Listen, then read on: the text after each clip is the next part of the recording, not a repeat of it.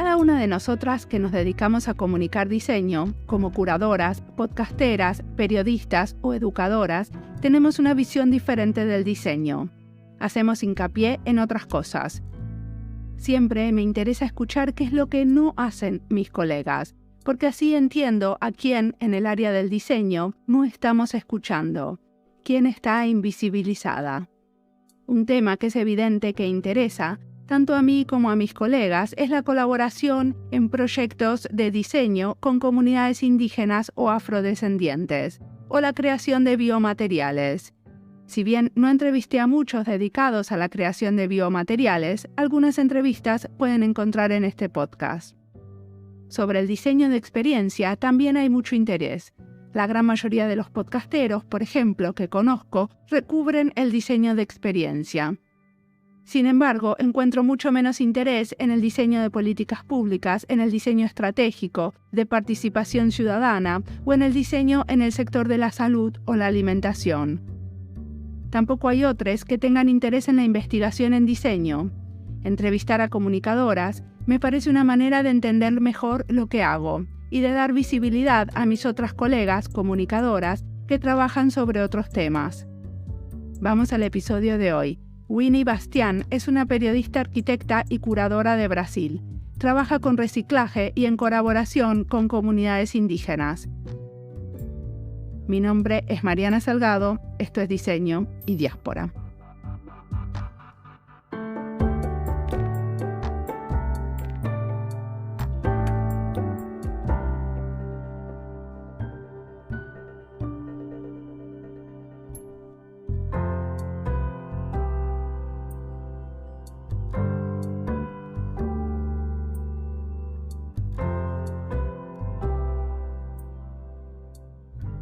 Eu sou Winnie Bastian, eu sou arquiteta de formação, mas eu nunca trabalhei como arquiteta, eu sempre trabalhei como jornalista focada em design e arquitetura, né? Então eu brinco, quando eu preciso me descrever, eu brinco que eu sou arquiteta de formação, jornalista de profissão e curiosa de carteirinha, porque eu sou uma pessoa muito curiosa. E assim, o tema do design é um tema que me apaixona. Eu comecei a trabalhar com isso por acaso, porque tinha um amigo do amigo que conhecia alguém que precisava que trabalhasse numa revista. Eu estava num período entre a conclusão da minha graduação e o ingresso no mestrado, e então eu tinha esse tempo livre, só que eu entrei e nunca mais saí. Então... foi assim. Que era uma revista de quê? Em donde empezaste a trabalhar? Era uma revista de design de produto. Chamava Art Design. Uma das primeiras aqui do Brasil. Perfeito. E agora onde estás trabalhando? Hoje em dia eu trabalho independente. Eu trabalhei por muitos anos. O último lugar assim fixo, né, onde eu trabalhei foi a revista Casa Vogue. Eu era editora de design lá. Fiquei 7 anos e meio.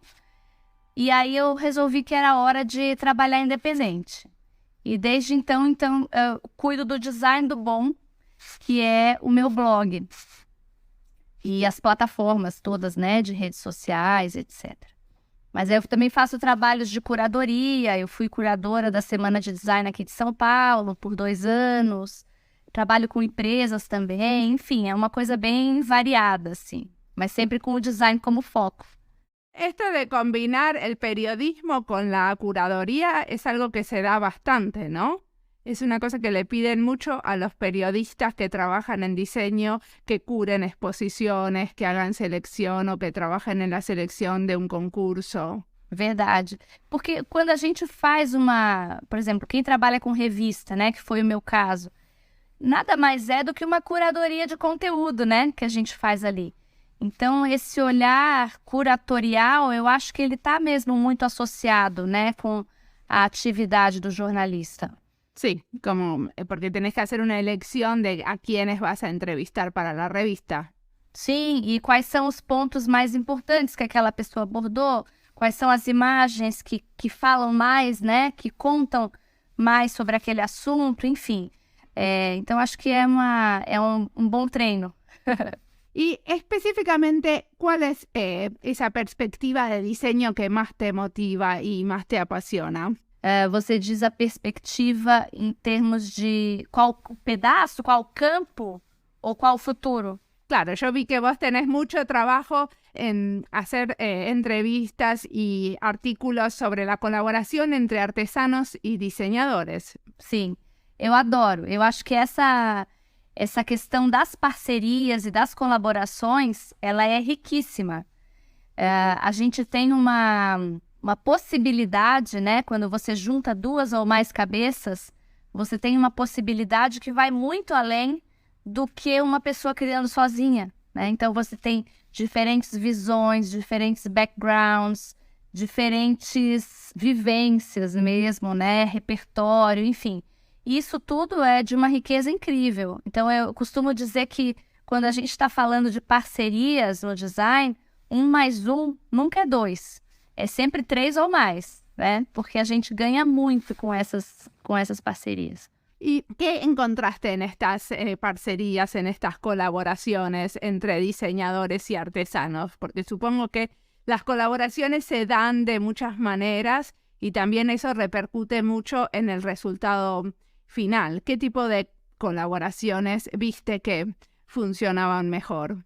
Tem 2 tipos de colaboração que eu acho muito bacanas. A primeira é entre 2 designers, né? Então, são 2 designers que têm abordagens diferentes normalmente. Então, um é designer de mobiliário, o outro é designer têxtil, por exemplo, né? Normalmente são atividades diferentes que se unem para criar alguma coisa nova. Por ejemplo, ¿me das un ejemplo? Por exemplo, tem uma designer aqui do Brasil, se chama Luísa Caldari. Ela é designer têxtil e ela faz bastante tapeçarias. E ela fez uma parceria com o estúdio do namorado dela, que é o T44, é um estúdio do sul do Brasil também. Os dois são da região sul do Brasil. E nessa parceria, eles criaram a estrutura de uma cadeira e ela criou uma tapeçaria que envolvia essa estrutura da cadeira. Una cadera es una hamaca, ¿no? Uma cadeira é uma silla. Es una silla, pero que se mueve. Não, normal, uma cadeira normal. Ela envolveu esse encosto a parte de trás da cadeira com essa tapeçaria. E o aspecto final era muito interessante porque o trabalho dele era um trabalho normalmente muito minimalista. Ele trabalha com estrutura metálica, bem fininha, preta, uma coisa mais industrial quase, bem minimal mesmo. E ela tem uma tapeçaria super opulenta, né? Elaborada, com muitos detalhes. Então foi um contraste muito bem-vindo e deu um resultado super interessante. Perfecto. Y ahora contame una de estas colaboraciones entre artesanos y diseñadores. Exatamente. Esse é o outro tipo de colaboração que eu ia te falar que eu gosto muito, que normalmente aí vem um designer que vê o potencial, né, de um artesão e vai lá convidar esse artesão para desenvolver alguma coisa junto. Isso pode acontecer de uma forma independente, como muitas vezes acontece, ou até mesmo de uma forma mais institucional. Então, às vezes, a gente tem órgãos institucionais, como, por exemplo, aqui no Brasil, o SEBRAE, que é um órgão dedicado ao desenvolvimento das pequenas empresas, que faz essa ponte. O que eu acho muito bacana nessas parcerias é que, quando isso acontece, né, e que tem acontecido cada vez mais, é quando os designers percebem a riqueza do trabalho artesanal e fazem questão de não interferir, não querem modificar o trabalho do artesão, mas eles querem tirar partido daquilo que o artesão já faz, né? Então, normalmente é um artesanato de raiz, um artesanato muito tradicional, que aí sofre esse choque, né? Com o design, mas um choque no aspecto positivo, né? Positivamente falando. Então, eu vou dar um exemplo que é o do estúdio Alva. Alva é um estúdio aqui do Brasil, eles são de Minas Gerais e eles têm feito um trabalho super bonito com a pedra-sabão. Pedra-sabão, eu não sei se vocês têm aí, se o nome é parecido com esse. Es como una piedra media azul-gris, ¿no? Isso, é um cinza meio azulado. Que tiene muchas guardas, como una textura muy linda. Isso, e é uma pedra muito mole, né? Uma pedra facilmente esculpível. Essa pedra foi muito utilizada aqui no Brasil na época do Brasil colônia. Então, quando a gente ainda tinha os portugueses colonizando o Brasil, tinha muitos artistas que faziam coisa com a pedra-sabão. Inclusive Aleijadinho, que é um grande mestre dos santos, lá da região de Minas Gerais, usava muito a pedra-sabão.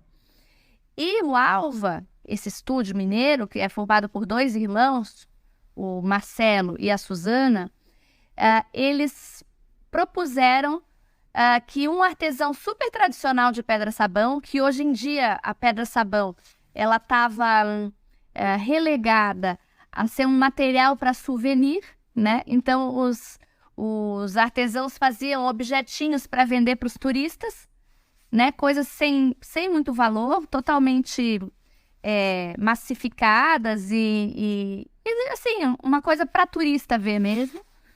E eles propuseram essa parceria com esse artesão, que é um dos últimos artesãos de Belo Horizonte, que é a capital mineira, e fizeram uma série de peças altamente desejáveis, né? Eles fizeram várias coleções, a última delas, inclusive, eles expuseram na SP Arte, que é uma feira de arte que tem aqui em São Paulo, super bacana.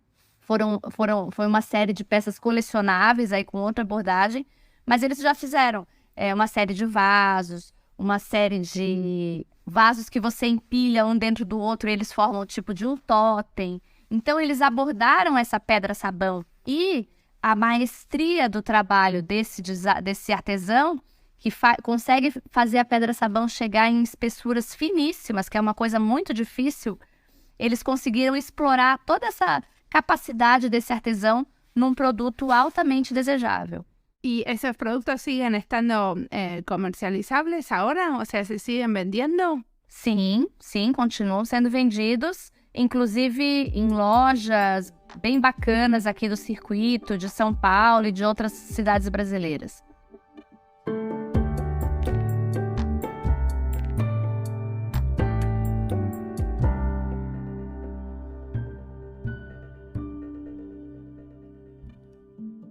Esta entrevista es parte de las listas Brasil y Diseño, Diseño Sostenible, Comunicar Diseño. Las listas las encuentran en nuestra página web. Cuando Winnie habla de la piedra sabón, una piedra gris azulina llena de vetas, me acuerdo de un viaje a Brasil. Hace muchos años fui a esa región de donde es la piedra sabón de mochilera. Y se me ocurrió la maravillosa idea de traerle a mi mamá una olla de piedra.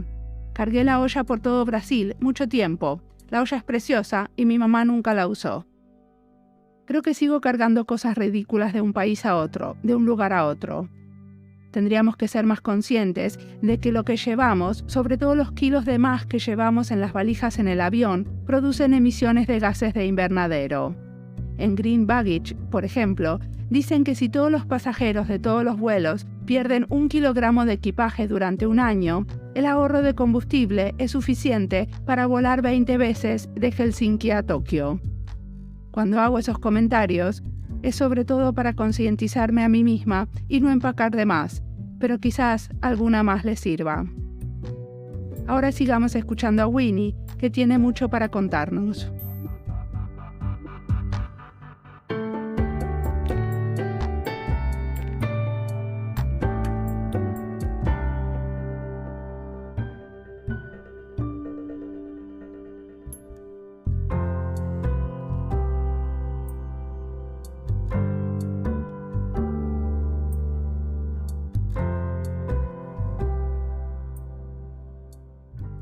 Y otro de los temas que vos estuviste escribiendo bastante es sobre economía circular.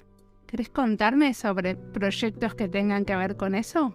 Sim, deixa eu pensar aqui algum projeto recente, né? Porque a gente tem, na verdade, cada vez mais mais pessoas, né, pensando, se dedicando a isso. E, na verdade, essa é uma das coisas que eu penso que é muito bacana que o designer brasileiro, e acredito que no mundo todo, mas no Brasil essa consciência está começando a chegar agora, de pensar que o design, que já foi um problema, né? Na verdade, muitas vezes a gente tem essa questão de o design gerar muito lixo e etc.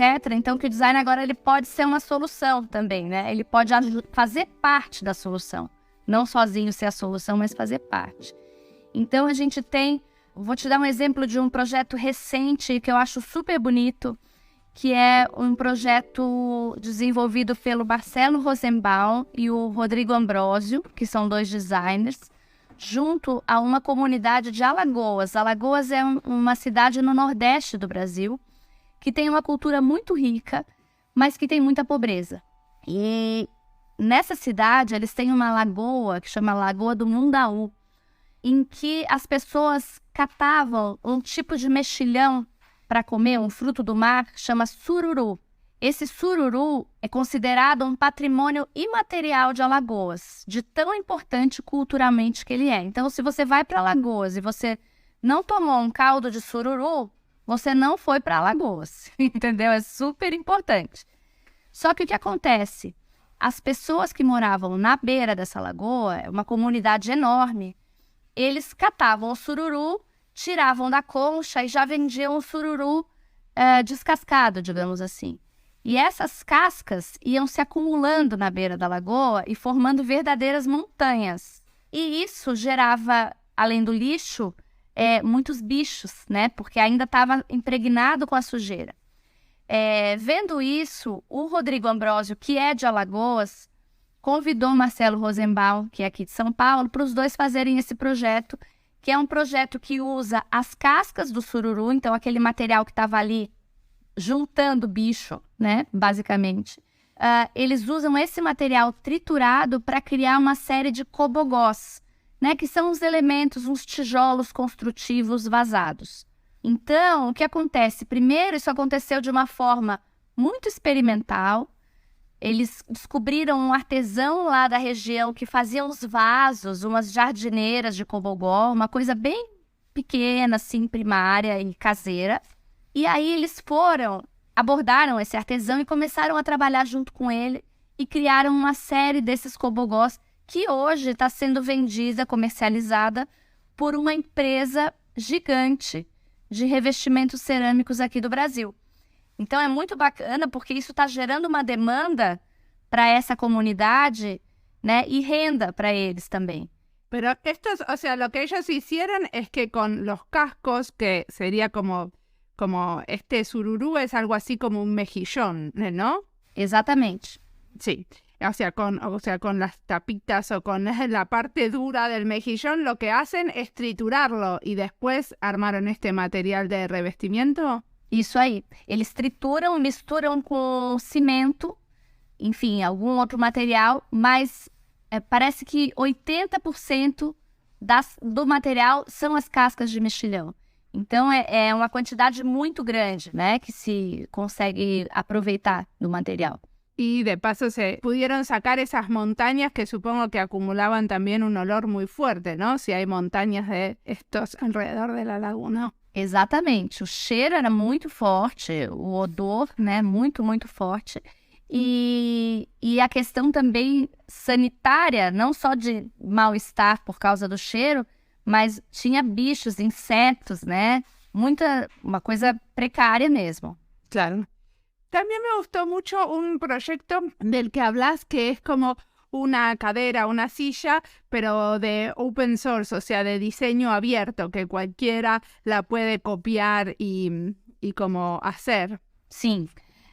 Esse projeto é um projeto de um designer aqui de São Paulo mesmo. Ele se chama Rodrigo Silveira e ele fez em parceria com outro designer, o Bruno Lima, de uma escola, né? É uma escola de marcenaria e eles tiveram a ideia de fazer esse projeto de uma cadeira, uma poltrona, na verdade, muito simples, mas com uma preocupação, né, ligada ao design. Então, uma poltrona ergonômica, né? Uma poltrona que tem uma estética bacana, mas que utiliza uma matéria-prima e um processo de realização muito simples.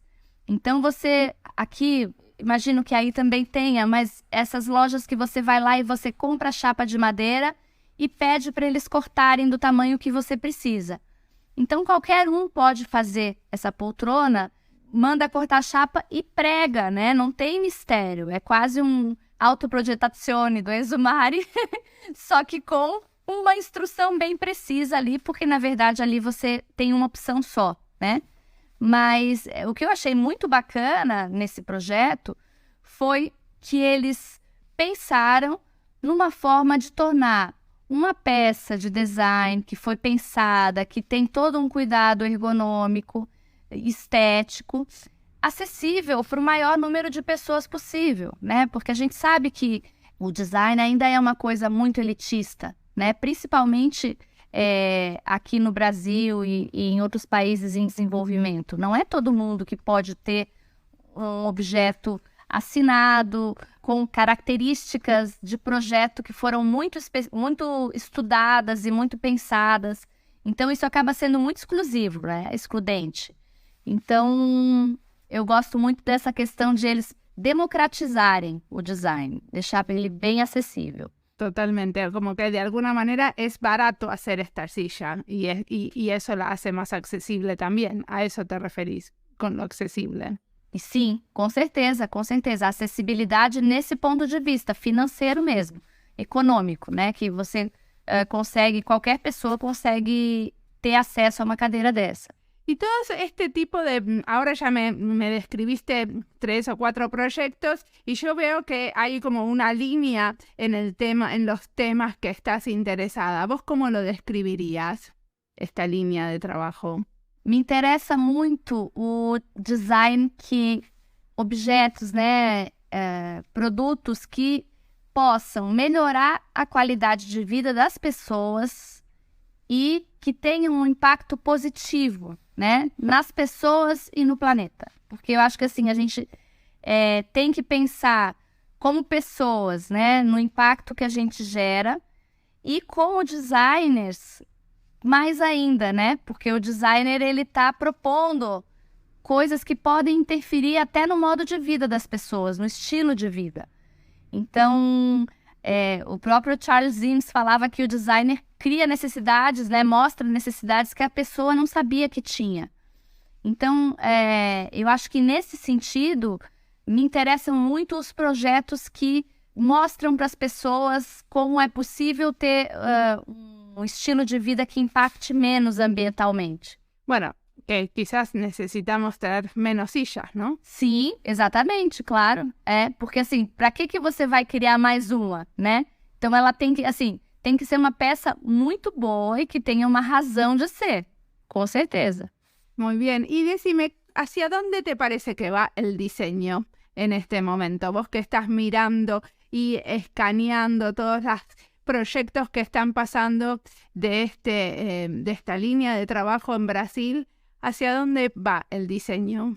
Eu acredito que, no Brasil, primeiro, acho que a gente tem existe felizmente, um movimento de os designers olharem mais para dentro do país e buscar as referências locais, buscar a realidade local, o nosso espírito do tempo aqui, para criar coisas que tenham relação cultural com a nossa realidade. Por que eu estou falando isso? Porque durante muito tempo a referência toda daqui foi a Europa, né? Então, a Bauhaus, a Escola de Ulm, a Escola de Chicago, enfim, a gente olhava para o hemisfério norte e buscava eles que faziam certo, né? Essa síndrome de impostor que a gente tinha por aqui.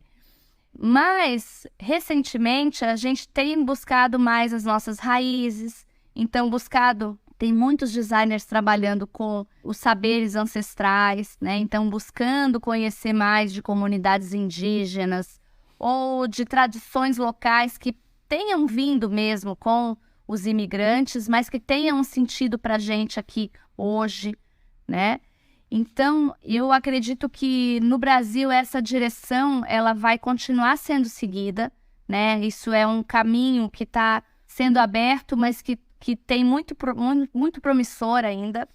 Desse ponto de vista cultural, eu falo isso.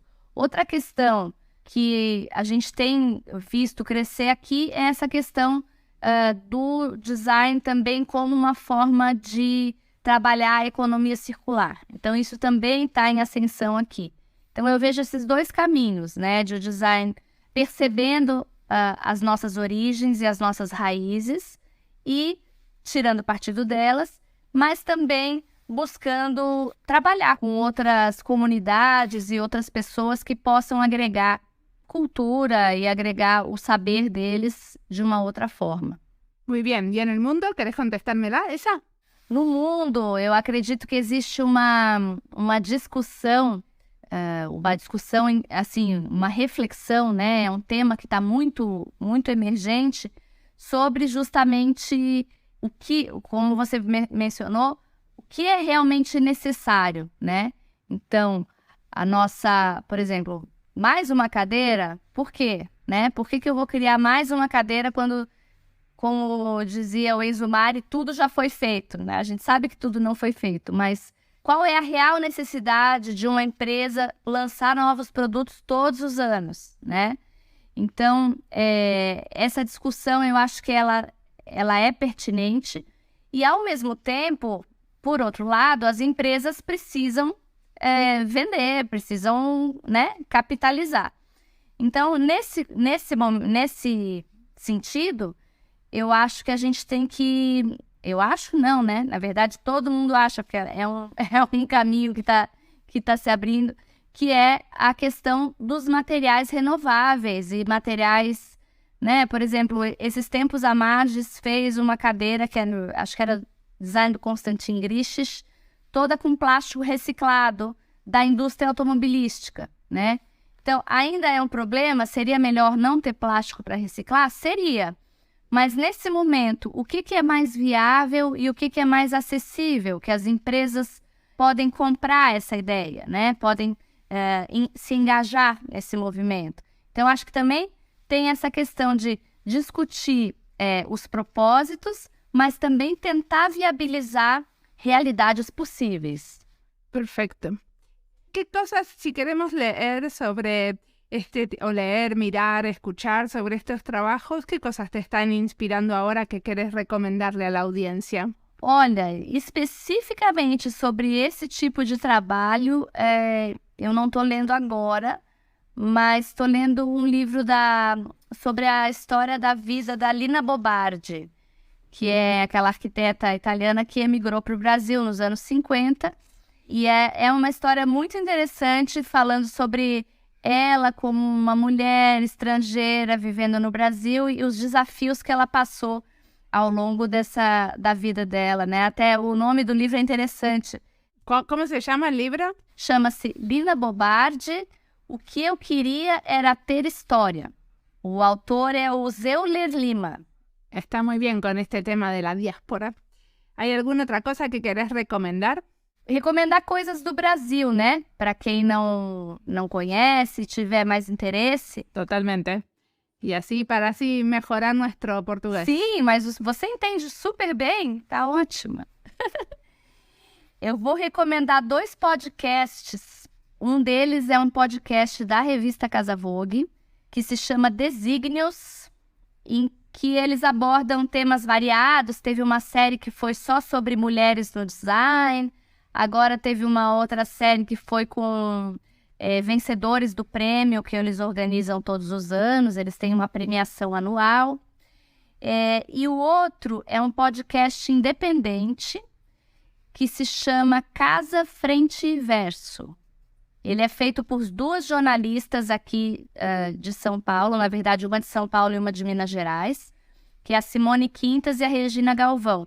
Elas trabalharam muito tempo nas revistas aqui, revistas do setor, e hoje em dia elas estão fazendo esse podcast que é bem bacana. ¿Hacen entrevistas também? Como é o podcast? Sim, são podcasts de entrevistas, os 2. entrevistas com designers, com arquitetos, com pensadores, sempre com esse foco, né, do design e da casa. Perfecto. ¿Y qué le recomendarías a la Winnie que acaba de terminar su carrera de arquitectura y está pensando qué va a hacer? A la Winnie joven y recién salida de la faculdad. Recomendo que ela seja muito curiosa, que ela, assim, viaje, que ela busque conhecer outras realidades, mas que ela depois volte e sempre busque também se conectar com a cultura local.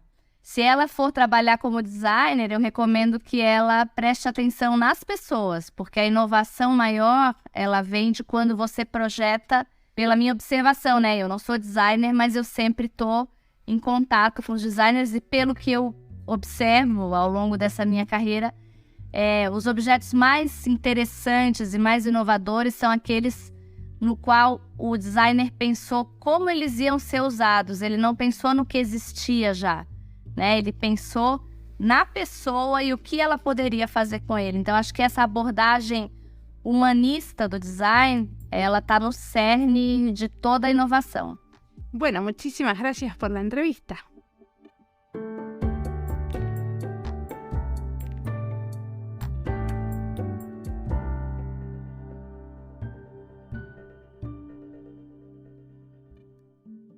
Winnie nos convoca a diseñar para tener un impacto positivo en las personas y en el planeta. La cuestión es cómo no generar más necesidades a la gente, sino que podamos diseñar para que las cosas duren más o necesitemos menos. Creo que hay que volver a lo que proponía Guy Choulier, lo de diseñar para el decrecimiento.